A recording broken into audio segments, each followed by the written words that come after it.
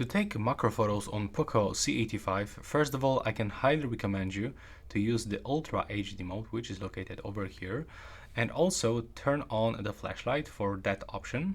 There we go. Now remember about good lighting condition and hold your phone as steady as possible.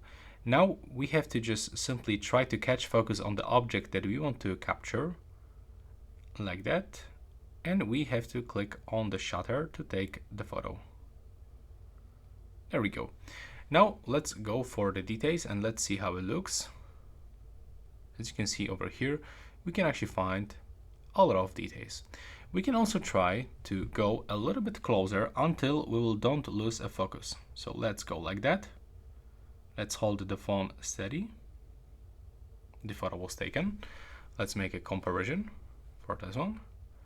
Okay, and here, as you can see, we can even find more details, and when you zoom in like this, we can find the HD preview. There we go. So we can find more details. Yeah, definitely.